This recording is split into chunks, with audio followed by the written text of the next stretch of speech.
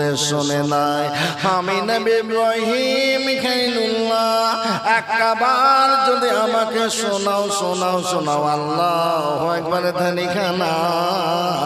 আমি নবী ইব্রাহিম খলিলুল্লাহ আল্লাহ পাক আমাকে যে সম্পদ দিয়েছে এই সম্পদের অর্ধেক আপনাদের দুইজনকে দান করে দেব।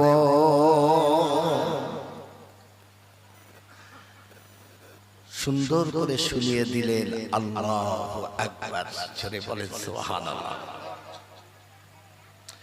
ইব্রাহিম খলিলুল্লাহর মুখটা ভরে গেল। ইব্রাহিম খলিলুল্লাহ ডাক দিয়ে বললেন, আগন্তুকেরা আমার বুকটা ভরে গেছে, আর একটা বার যদি আমাকে আল্লাহু আকবার ধ্বনি শোনাও আমি বড় খুশি হয়ে যাব।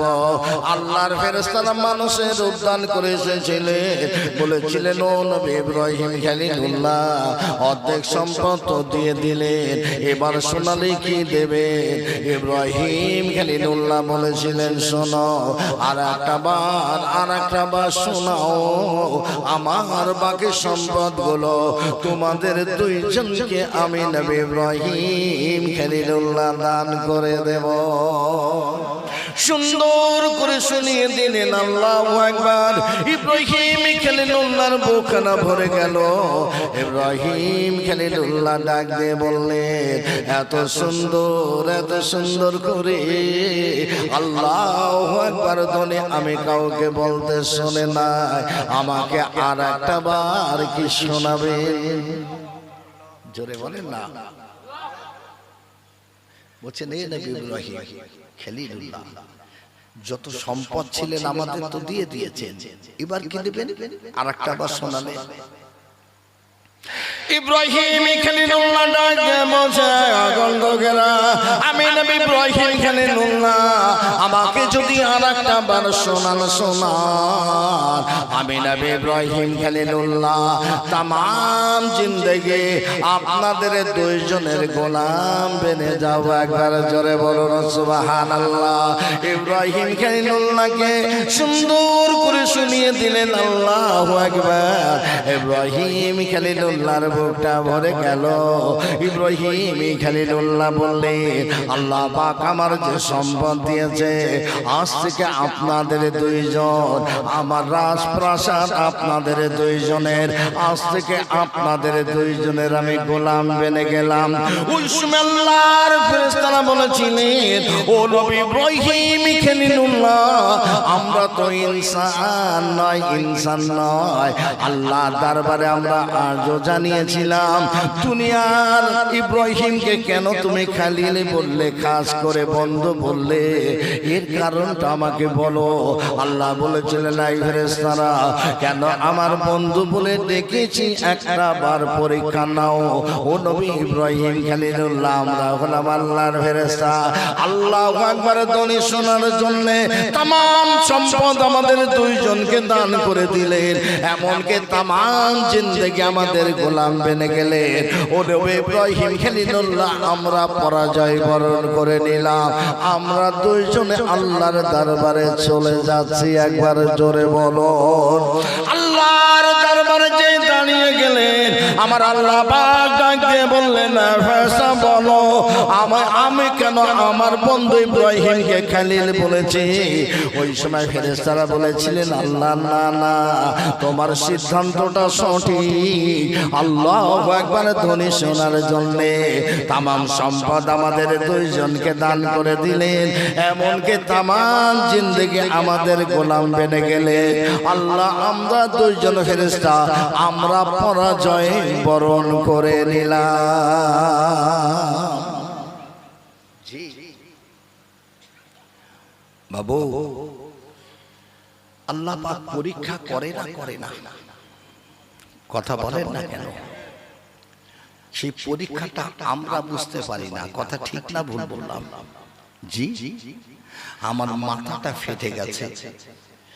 বলছে আল্লাহ তুমি আমার মাথাটা ফাটিয়ে দিলে, কিন্তু আল্লাহ যদি মনে করতেন তোমার মাথাটা চৌচির করে দিতে পারতেন না, কিন্তু একটা ধাক্কা দিয়ে তোমাকে শুধু পরীক্ষা করলেন।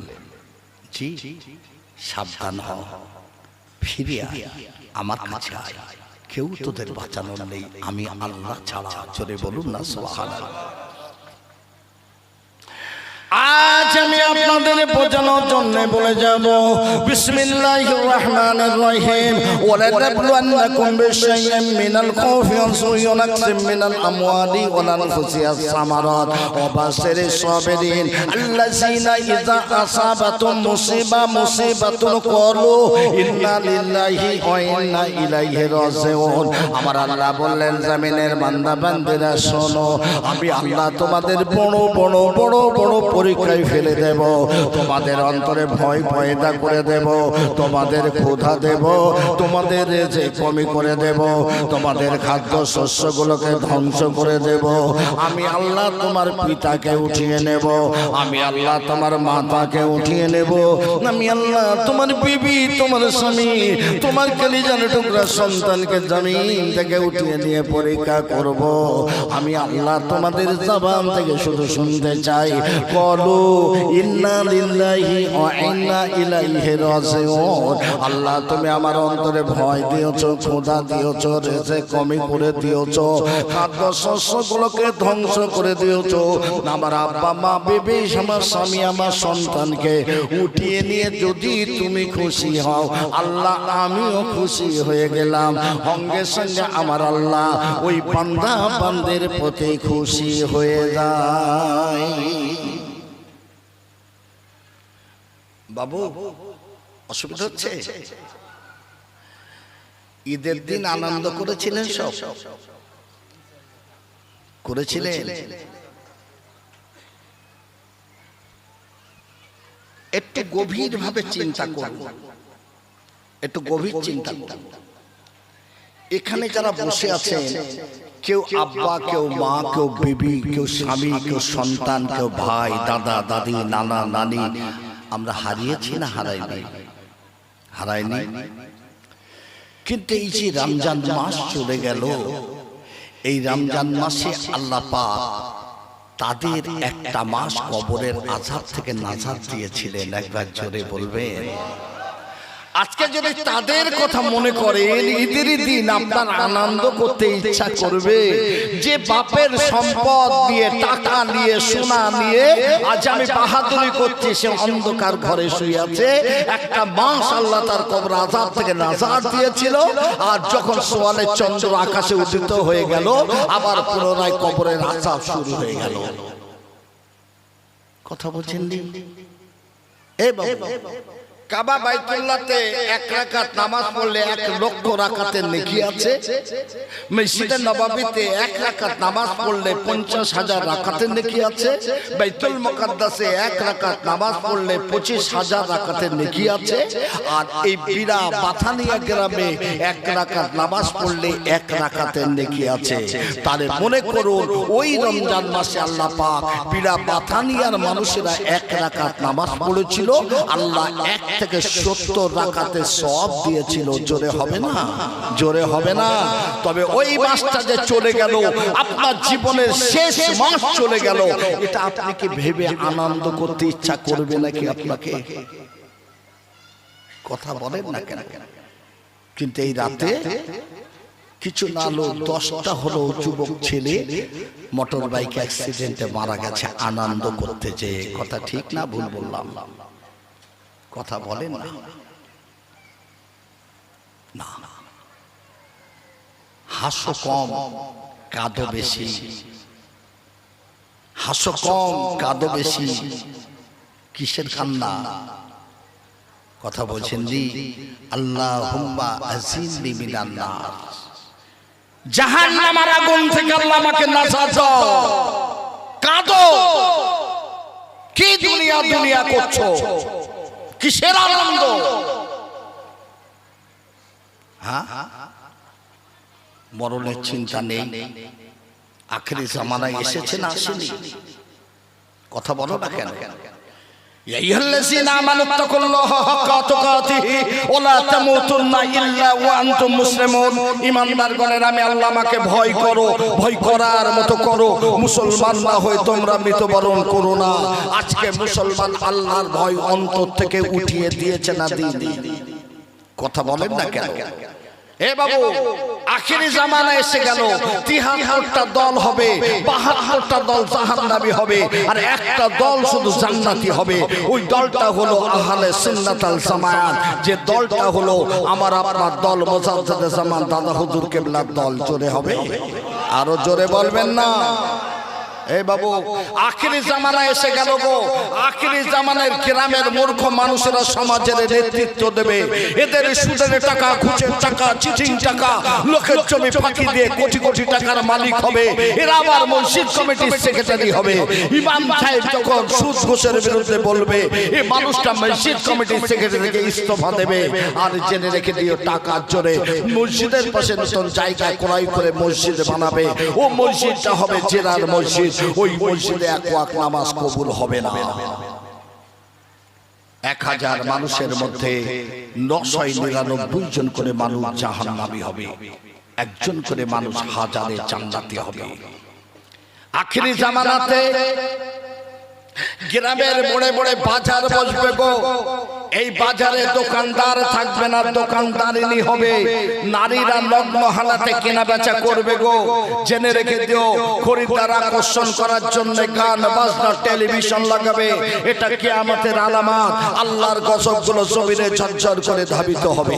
আখিরি জামানাতে মুসলমানের ঘরে ঘরে সুদ ছড়িয়ে পড়বে। আল্লাহর গজবগুলো জমিনে ঝরঝর করে ধাবিত হবে। মুসলমান যুবকের হাতে মদের বোতল উঠবে। আল্লাহর গজবগুলো জমিনে ঝরঝর করে ধাবিত হবে। মুসলমান ঘরের নারীরা নগ্ন হয়ে যাবে।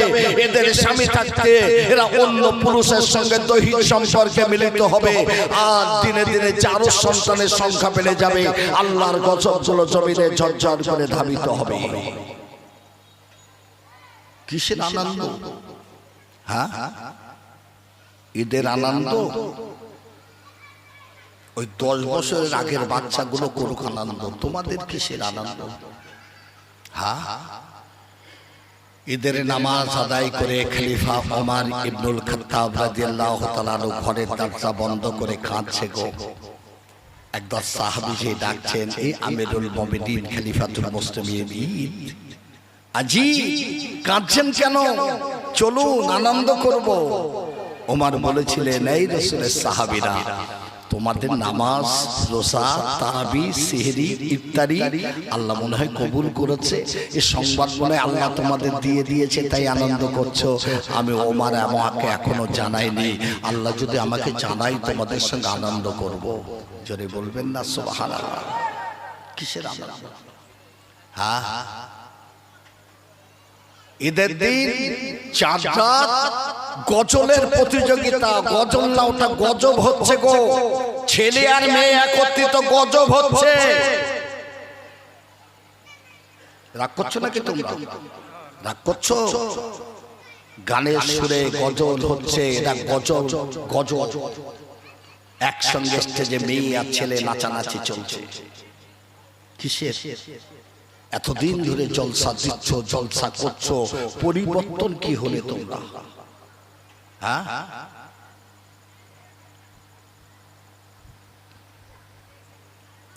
আজ আমি আপনাদের বোঝানোর জন্য বলবো না না না, আমার আল্লাহ পাক বললেন, ইব্রাহিম তোমাকে আমি খালিল বলেছি, তোমাকে একটা পরীক্ষা আমি করব। আল্লাহ জেনে বলো সুবহানাল্লাহ। খালিল বলেছি, পরীক্ষা দিতে হবে। কি পরীক্ষা? এই বাবু, আর কটা দিন বাকি আছে, কুরবানি আসছে। আসছে না? আসছে না? মানুষ কুরবানি দেয়। শুনেন, অসুবিধা হচ্ছে নাকি? গরু কিনতে যাবেন হাটে, গরুটা দেখলেন, পছন্দ হলো, চিন্তা করছেন এর গোশ কতটা হবে। এই গরুটার দাম তো ২০,০০০ চাইছে, ১ কুইন্টাল হবে তো ২০০ টাকা করে ধরে,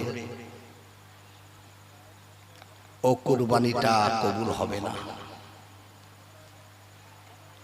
কথা বুঝে এসছে? ও কোরবানি কবুল হতে পারে না। বাজারে চলে গেলেন, হাটে চলে গেলেন, কুরবানির অন্তত 1 সপ্তাহ কি 10 দিন কি 15 দিন আগে একটা পশু ক্রয় করুন।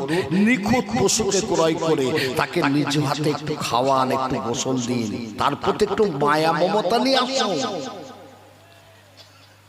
একটা গরু যদি আপনি পোষেন 6 মাস ধরে, গরুটা কালো, তাকে ডাকছেন কালু বলে, একটা গাছের লতা পাতা নিয়ে কালু বলে ডাকলে ছুটে আসে না? আসে না।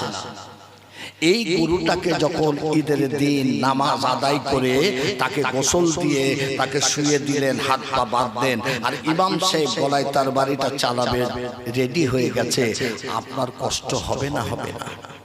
আপনার চোখের পানি জমিনে পড়ার আগে আল্লাহর দরবারে আপনার কুরবানিটাকে কবুল হয়ে যায়। জোরে হবে?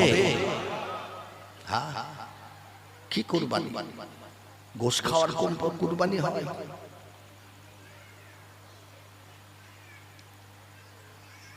এমনও মানুষ আছে কুরবানি করে গরুটার গায়ে হাত পর্যন্ত লাগায় না। আছে না? নেই?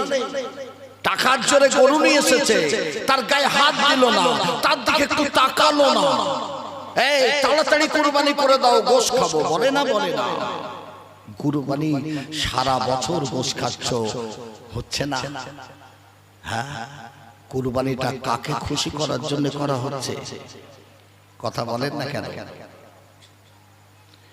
ইব্রাহিম খলিলুল্লাহ প্রথম বিবির নাম কি ছিল? হ্যাঁ,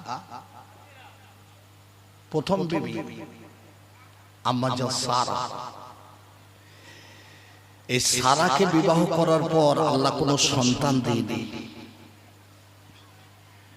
ইব্রাহিম খলিলুল্লাহর আব্বাজান ঈমান এনেছিল নাকি? একটু কথা বলেন আপনারা। এনেছিল? আনেনি। ছোট্ট ছোট্ট পুতুল বানিয়ে ঝুড়ি করে ইব্রাহিম খলিলুল্লাহর মাথায় উঠিয়ে দিতেন, বাবা ইব্রাহিম এগুলো বাজারে বিক্রয় করে এসো। ইব্রাহিম খলিলুল্লাহর প্রথম বিবি আম্মা জান সারার গর্ভে আল্লাহ সন্তান দিলেন না।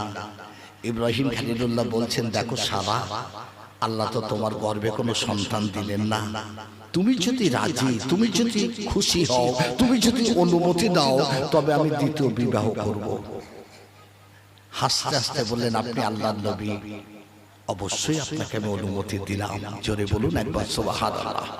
বিয়ে করলেন কাকে? আম্মা জান হাজরাকে। ইব্রাহিম খলিলুল্লাহ চলে গেলেন জাবালে রহমত পাহাড়ের উপরে।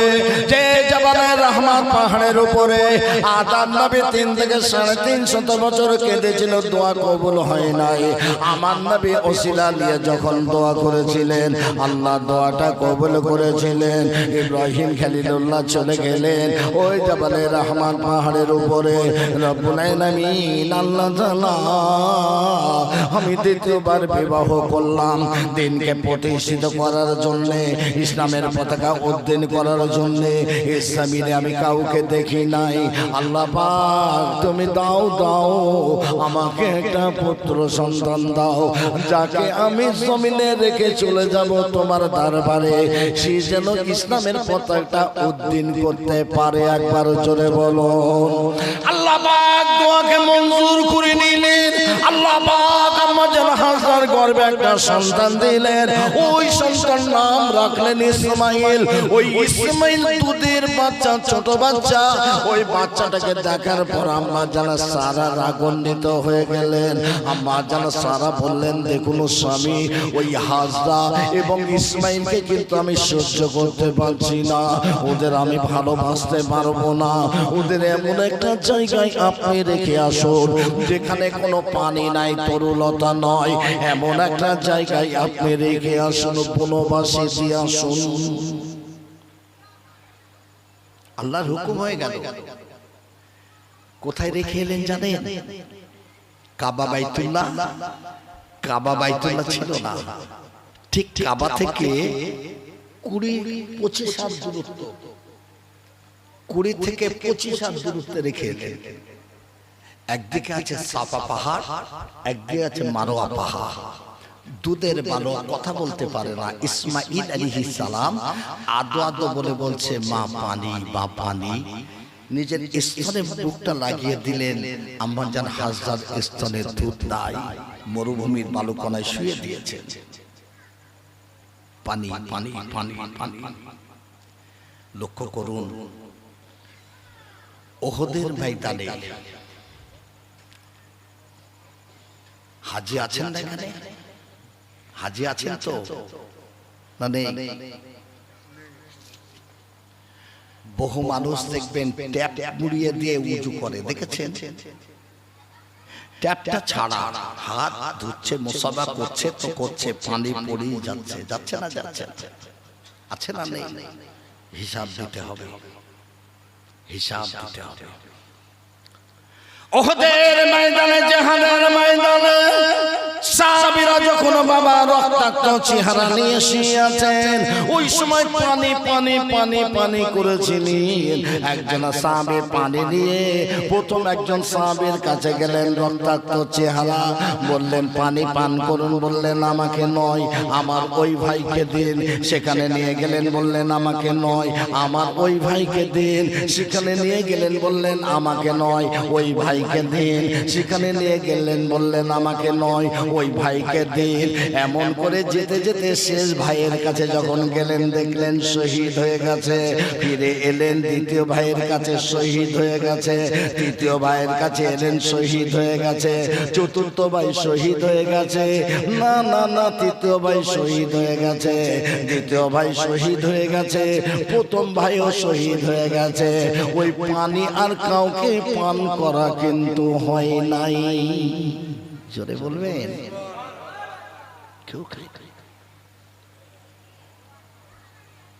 ওহদের ময়দানে, জাহানের ময়দানে একজন মহিলা চলছেন পাগলের মতো। সাহাবীরা ডাক দিলেন, মা, ও মা যাবেন না মা, তুমুল জাহাজ শুরু হয়ে গেছে, যাবেন না, আপনি যাবেন না, আপনার যে বড় ছেলে এসেছিল শহীদ হয়ে গেছে। বললেন কে শহীদ হয়ে গেল আমার জানার দরকার নাই, আমার রাসূলুল্লাহকে কি তোমরা দেখেছো? আবার ছুটতে শুরু করে দিলেন। আরেকদল সাহাবী ডাকলেন, মা মা যাবেন না, তুমুল জাহাজ শুরু হয়ে গেছে, আপনার স্বামী এসেছিল শহীদ হয়ে গেছে। বললেন কে শহীদ হয়ে গেল আমার জানার প্রয়োজন নাই, তোমরা কি বলতে পারো আমার রাসূলুল্লাহ কেমন আছে? পাগলের মতো চলছে। সাহাবীরা বললেন, ওমা যাবেন না, তুমুল জাহাজ শুরু হয়ে গেছে, আপনার জামাতা এসেছিল শহীদ হয়ে গেছে। বললেন কে শহীদ হয়ে গেল আমার জানার প্রয়োজন নাই, তোমরা কি কেউ বলতে পারো আমার রাসূলুল্লাহ কেমন আছে? পাগলের মতো ছুটে ছুটে আমার নবীর সম্মুখে যে দাঁড়িয়ে বললে, ইয়া হাবিবাল্লাহ, ইয়া রাসূলুল্লাহ, আমার বড় ছেলে শহীদ হয়ে গেছে, আমার স্বামী শহীদ হয়ে গেছে, আমার জামাতা শহীদ হয়ে গেছে। হুজুর আমার কোনো দুঃখ নাই, কোনো দুঃখ নাই। ইয়া হাবিবাল্লাহ, ইয়া রাসূলুল্লাহ, হে হুজুর, আপনি জমিনে দাঁড়িয়ে আছেন, এটাই হলো আমার জীবনের চরম সান্ত্বনা। ইসমাঈল আলাইহিস সালাম কথা বলতে পারল, ও মা পানি পানি পানি, আদো বলে পানি নাই বাবা, পানি নাই, স্তনে দুধ নাই বাবা, দুধ নাই। ছুটতে শুরু করে দিলেন। একবার সাফা পাহাড়ের দিকে যদি ঝর্ণা নেমে আসে, আমি তালু বন্ধ করে পানি নিয়ে আমার ইসমাঈলকে পান করাবো। একবার মারোয়া পাহাড়ে চলে গেলেন, যদি ঝর্ণা নেমে আসে, আমার ইসমাঈলকে তালু বন্ধ করে পানি পান করাবো। একবার নয়, দুইবার নয়, 7 বার ছোটাছুটি করেছিলেন বাবা, পানি নাই পানি নাই পানি নাই। ইসমাঈল সাল্লাম কদম দাপাদাপি শুরু করে দিলেন, পানি পানি পানি। আল্লাহর হুকুম হয়ে গেল, ওই কদমের আঘাতে জমিনটা দুটো ভাগ হয়ে তুরন্ত গতিতে পানি প্রবাহিত হওয়া শুরু হয়ে গেল। ছুটি এসে দেখতে পেলেন পানি আর পানি। ওই সময় বলেছিলেন জম জম জম, ওরে থাম থাম থাম, এত দুরন্ত গতিতে পানি প্রবাহিত হওয়া শুরু হয়ে গেছিল। নানা যদি না বলতেন জমজম, ওই জমজম কূপের পানি গোটা পৃথিবীটা প্লাবন বানিয়ে দিত। বাবা নুড়ি পাথরগুলো নিয়ে ঘিরে দিলেন, আর জমিনে পানি পাওয়া যায় না। ইব্রাহিম খলিলুল্লাহ রেখে চলে এসেছেন আম্মাজান হাজরা ইসমাইলকে নিয়ে। ওই পানি বিক্রয় করেন আর ওই অর্থ থেকে খাদ্য সংগ্রহ করেন। কিন্তু ইব্রাহিম খলিলুল্লাহ ঘুমিয়ে আছেন। রাতের বেলাতে আমার আল্লাহ ডাক দিয়ে বললেন, বন্ধু, ও বন্ধু, কুরবানি করুন। বন্ধু, কুরবানি করো। ঘুম ভেঙে গেল। সকালবেলা 100 উট কুরবানি করে দিলেন। জোরে বলবেন না? আরো জোরে হবে না? দ্বিতীয় রাতের বেলা বলছে, বন্ধু কুরবানি করো, বন্ধু কুরবানি করো। সকাল হয়ে গেল, 100 দুম্বা কুরবানি করে দিলেন। জোরে বলুন সুবহানাল্লাহ। তৃতীয় রাতে স্বপ্ন দেখাচ্ছেন, বন্ধু না, বন্ধু পৃথিবীর সব থেকে প্রিয় জিনিসকে কুরবানি করুন। সুবহানাল্লাহ বলবেন না? পৃথিবীর সব থেকে প্রিয় জিনিসের নাম কি? হ্যাঁ, পৃথিবীতে সব থেকে ভারী জিনিসের নাম কি জানেন? জানেন সব থেকে ভার কোন জিনিস? পিতার কাঁধে সন্তানের লাশ। এত ভারী জিনিস পৃথিবীতে নেই। পৃথিবীর প্রিয় জিনিস আমার ইসমাইল। 69 বছর পর আল্লাহ ইসমাইলকে দিয়েছেন। জোরে বলুন সুবহানাল্লাহ। আল্লাহর নবী ইব্রাহিম খলিলুল্লাহর বসতে অসুবিধা হলো না। এই পৃথিবীর জমিনে 69 বছর পর আল্লাহ আমার ইসমাইলকে দিয়েছে। ইসমাইলকে আমার আল্লাহ কুরবানির নির্দেশ দিয়েছে। সকাল হয়ে গেল, বিবি সারাকে ডাক দিলেন, নাই আমার বেবি সারা শোনো, আল্লাহর হুকুম হয়ে গেছে, ইসমাইলের কুরবানির নির্দেশ এসেছে। আম্মা জান সারা বললেন, স্বামী দেরি করবেন না, আল্লাহকে খুশি করার জন্য ইসমাইলকে আপনি কুরবানি করে দিন। চলে এলেন উটের পিঠে করে। কাবা বাইতুল্লাহ নেই, ঠিক কাবার সম্মুখে দাঁড়ালেন, যেখানে কাবার ভিত ছিল। আদম নবী কাবা বানিয়েছিলেন, নূহ নবীর জামানায় প্লাবনে কাবাটা ধ্বংস হয়ে যায়, ভিতটা ছিল। ইব্রাহিম খলিলুল্লাহ পরবর্তীতে কাবা বানান। ঠিক কাবার সম্মুখে দাঁড়িয়ে ইব্রাহিম খলিলুল্লাহ উটের পিঠে করে যে বলছেন, হাজরা শোনো। আম্মা জান হাজরা গেলেন, স্বামী আপনি আমাদের দুইজনকে রেখে চলে গেলেন, আর আপনি তো আসেন না। ইসমাইল একটু বড় হয়ে গেছে, আব্বা আব্বা বলে ডাকতে শিখে গেছে। আমার ইসমাইল আব্বা আব্বা বলে ডাকে। আপনি এসেছেন, আসুন, আপনি উটের পেট থেকে নামুন। ওই সময় আম্মা জান হাজরাকে বলেছিলেন, বেবে হাজরা শোনো, ইসমাইলকে সুন্দর করে গোসল দিয়ে দাও, যদি নতুন বস্ত্র থাকে তুমি পরিধান করিয়ে দাও, আদর করে আমার কোলে উঠিয়ে দাও, ইসমাইলকে আমি দাওয়াত বাড়িতে নিয়ে যাব। একবার জোরে বলো সুবহানাল্লাহ। সুন্দর করে গোসল দিয়ে দিলেন, একটা সাদা পরিধান করিয়ে দিলেন, সাদা। আদর করে স্বামীর কাছে উঠিয়ে দিলেন। হযরত ইব্রাহিম খলিলুল্লাহ উটের পিঠ থেকে নেমে ইসমাইলের হাতটা ধরে টুকটুক করে যাচ্ছেন, মিনা ময়দান পাহাড়ের উপরে নিয়ে যাবেন। ইবলিস শয়তান এসে হাজির হয়েছে। আম্মা জান ইসমাইলকে কোথায় পাঠালেন? বলছে আল্লাহর নবী ইব্রাহিম খলিলুল্লাহ ইসমাইলকে নিয়ে গেছে দাওয়াত বাড়িতে। ইবলিস শয়তান ডাক দিয়ে বললেন, না না আম্মা জান, ওই মিনা পাহাড়ের উপরে নিয়ে এখনই কুরবানি করে দেবে। আম্মা জান হাজরা ইবলিসকে চিনতে পেরে গেছে, ডাক দিয়ে বললেন, শোনো তুমি ইবলিস, আমার স্বামী আল্লাহর নবী আমার কলিজার টুকরা সন্তানের গলায় যদি তার বাড়ি ধারণ করে, ওটা কার হুকুমে? ইবলিস বলল, আল্লাহর হুকুমে। কাকে খুশি করার জন্য? আল্লাহকে খুশি করার জন্য। জন্য। ওই সময় আম্মা জান হাজরা বলেছিলেন, ইবলিস তুমি শোনো, আল্লাহর হুকুমে আল্লাহর খুশি করার জন্য আমার ইসমাইলকে যদি আমার নবী ইব্রাহিম খলিলুল্লাহ কুরবানি করে দেয়, আমি হাজরা একটা বার নয়, দুটি বার নয়, আমি 10টা বার কুরবানি করার নির্দেশ দিয়ে দিলাম। ইবলিস শয়তান পারলো না, এবার ছুটে চলে গেল ইসমাইল আলাইহিস সালামের কাছে। ইসমাইল, তোমার আব্বা জান তোমাকে কোথায় নিয়ে যায় তুমি জানো? বললেন, আমি তো জানি না, আমার আব্বা জান বলেছেন আমাকে দাওয়াত বাড়িতে নিয়ে যাবে। ইবলিস বলেছিল, শোনো ইসমাইল, তোমার আব্বা জানের কাছে বড় তার বাড়ি আছে, ওই মিনা পাহাড়ের উপরে নিয়ে এখনই তোমার আব্বা জান তোমাকে কুরবানি করে দেবে। ছোট্ট ইসমাইল, ইসমাইল বাবা ইবলিসকে দেখে চিনতে পেরে গেছে। একবার জোরে বলো।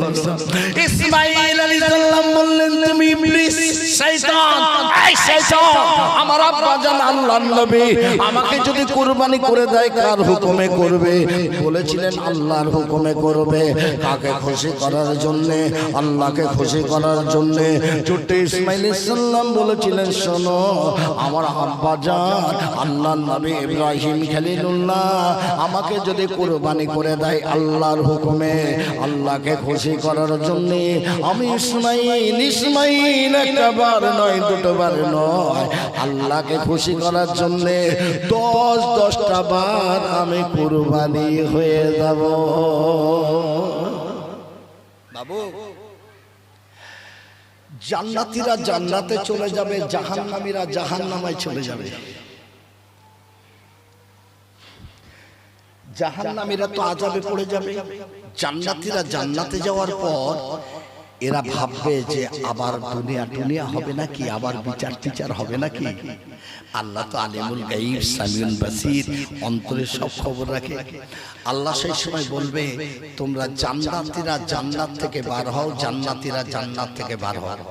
জাহান্নামী জান্নাতীরা সবাই বেরিয়ে আসবে, জাহান্নামীরা আনন্দ করবে, জান্নাতীরা ঠক ঠক করে কাঁপবে। আল্লাহ বলবে, জিবরাইল, একটা জান্নাতি পশু নিয়ে ওটাকে কুরবানি করো, কুরবানি করা হবে। আল্লাহ বলবে, কুল্লু নাফসিন সাইকাতুল মাউত, এটাই হলো শেষ মৃত্যু, আর কারোর কোনোদিন মৃত্যু হবে না। জান্নাতীরা জান্নাতে চলে যাও, জাহান্নামীরা জাহান্নামায় চলে যাও। আল্লাহ ফেরেশতাদের বলবে, অনন্তকালের জন্য জাহান্নামের দরজা সিল করে দাও, আর কোনো দিনের জন্য খোলা হবে না। জান্নাতীরা জান্নাতে চলে যাবে। আল্লাহ পাক আওয়াজ দেবে, এই জান্নাতীরা, আমি আল্লাহ যে ওয়াদা করেছিলাম আমার ইবাদত করলে তোমাদের জান্নাত দেব, তোমরা পেয়েছো? সবাই বলবে পেয়েছি। আল্লাহ ওই সময় বলবে, তোমাদের আবার জমিনে পাঠাবো, কে যেতে রাজি বলো, কে যেতে রাজি? সঙ্গে সঙ্গে তামাম জান্নাতীরা বলবে, আমরা কেউ আর দুনিয়ায় যেতে রাজি নয়। একদল মানুষ ছুটে আসবে, এসে বলবে, আল্লাহ, একটা বার নয়, দুটো বার নয়, দুনিয়ার জমিনে আমাদের 10 বার পাঠাও, আর 10 বার রক্ত মাখা জামা নিয়ে তোমার কাছে আসতে চাই। একবার জোরে বলবেন সুবহানাল্লাহ। এরা কারা? এরা হলো শহীদ। এরা বলবে, আবার দুনিয়া আসবে। ইসমাইল আলাইহিস সালাম মরুর বালুকণার মধ্যে ছোট ছোট নুড়ি পাথর থাকে, পাথরগুলো নিয়ে ইবলিসকে মারতে শুরু করে দিয়েছেন। ইবলিস পালিয়ে গেছে। ইব্রাহিম খলিলুল্লাহ বাবা ইসমাইলকে নিয়ে পাহাড়ের উপরে মিনা ময়দানে চলে গেলেন। বাবা ইসমাইল, আমি তোমার আব্বা জান তোমাকে এখানে কেন নিয়ে এসেছি তুমি কি জানো? আব্বা জান, আপনি হলেন আল্লাহর নবী, আপনি কেন নিয়েছেন আপনি ভালো জানেন। বাবা ইসমাইল, শোনো, বসো বাবা, আল্লাহর হুকুম হয়ে গেছে, আল্লাহ পাকের খুশি করার জন্য আল্লাহ নির্দেশ দিয়েছেন তোমাকে কুরবানি করার জন্য। ছোট্ট ইসমাইল আলাইহিস সালাম বলেছিলেন, ও আব্বা জান, আপনি কি খ্বাব দেখেছেন? বলে হ্যাঁ। বললেন, আব্বা জান, নবীদের খ্বাব স্বপ্নটা স্বপ্ন নয়, ওটা হলো আল্লাহর ওহী। আমি ধৈর্য ধারণ করব, আপনি আমাকে কুরবানি করুন। একবার জোরে বলুন সুবহানাল্লাহ। আমার আব্বা আব্বাজান আপনি আমাকে কুরবানি করুন, কিন্তু আমার তিনটি শর্ত রয়ে গেল আব্বাজান। কি শর্ত বাবা ইসমাইল? আব্বাজান শর্ত হলো আমি ছোট ইসমাইল দুনিয়ার জমিনে যখন কোনো পশু কুরবানি করা হয় আমি দেখেছি তাদের হাত পা গুলো চটচট করে। আপনি যখন আমার কুরবানি করে দেবেন আমার কদম আমার পা আপনার চেহারায় লেগে যেতে পারে, আপনি আল্লাহর নবী, আমার বড় বেয়াদবি হয়ে যাবে। আমার কুরবানি করার আগের মুহূর্তে আমার হাত পা গুলো ভালো করে বাঁধন দিয়ে দেবেন।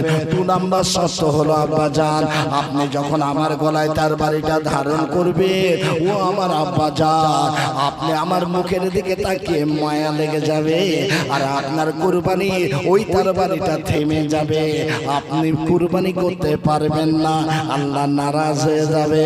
2 নাম্বার শর্ত হলো আমার গলায় তার বাড়ি ধারণ করার আগে আপনি চোখে একটা কালো ভেট্টি বেঁধে নেবেন। ও আমার আব্বাজান আমি ইসমাইল, আমার আম্মাজান আমাকে একটা সাদা পিরান পরিধান করিয়ে দিয়েছে। আল্লাহ নবী আব্বাজান আপনি আমার আম্মাজান আমার আম্মাজান একটা সাদা পিরান পরিধান করিয়ে দিয়েছে।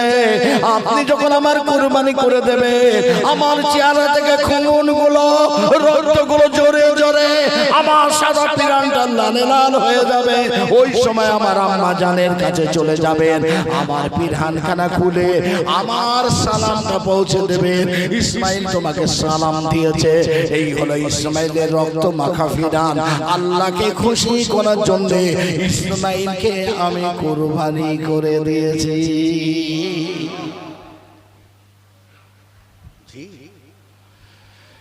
কটা দিন পরে গরু কেনা ছাগল কেনা আর বাজার বসবে না, কুরবানি হচ্ছে তো বাবু। হ্যাঁ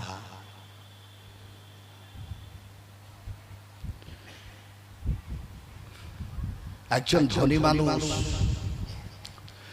এশার নামাজ পড়তে গেছে, তার 4টে দোকান, 4 টাকাতে 4টে দোকানের হিসাব করে দাঁড়িয়ে দাঁড়িয়ে।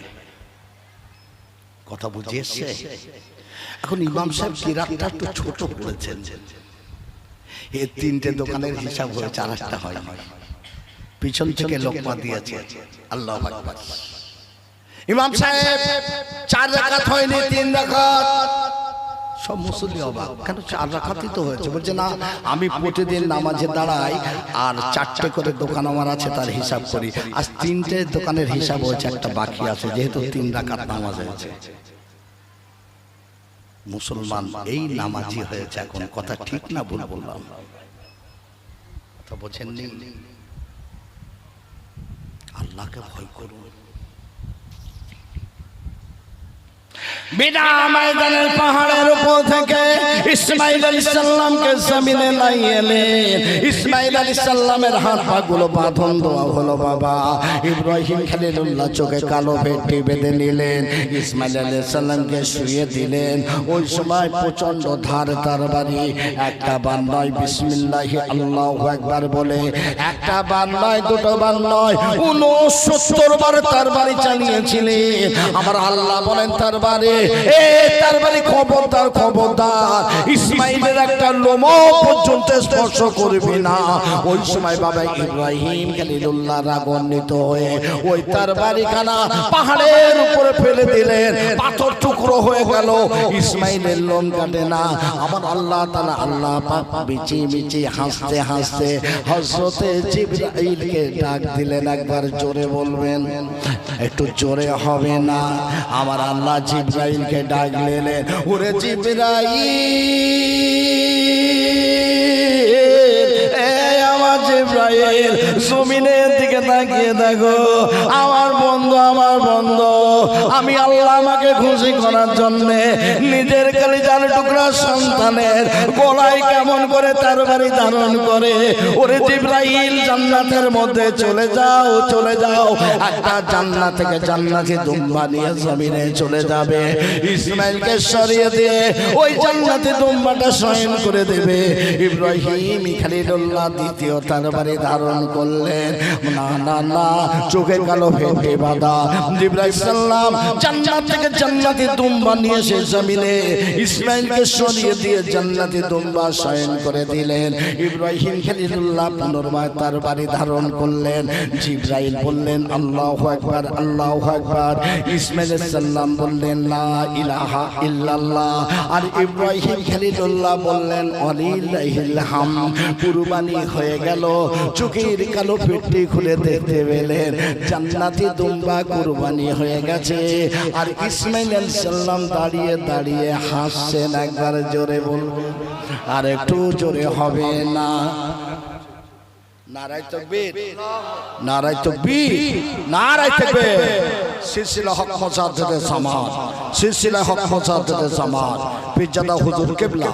নারায়ে তাকবীর, নারায়ে তাকবীর। বাবু আলোচনায় রাগ করলেন না তো? হুজুর এসেছেন, কিছু বাকি রয়ে গেল, আল্লাহ নিয়ে আসে পরে। সবাই উঠে দাঁড়ান, উঠে দাঁড়ান, উঠে দাঁড়ান। তাকবীর দিন, নারায়ে তাকবীর। সিলসিলা হক মুজাদ্দিদে জামান, আওলাদে মুজাদ্দিদে জামান পীরজাদা হুজুর কিবলা, পীরজাদা হুজুর কিবলা। নারায়ে তাকবীর, নারায়ে তাকবীর। দোয়া করবেন। আপনাদের এই ভাই বোনেরা আমি বিদায় নিলাম। আসসালামু আলাইকুম।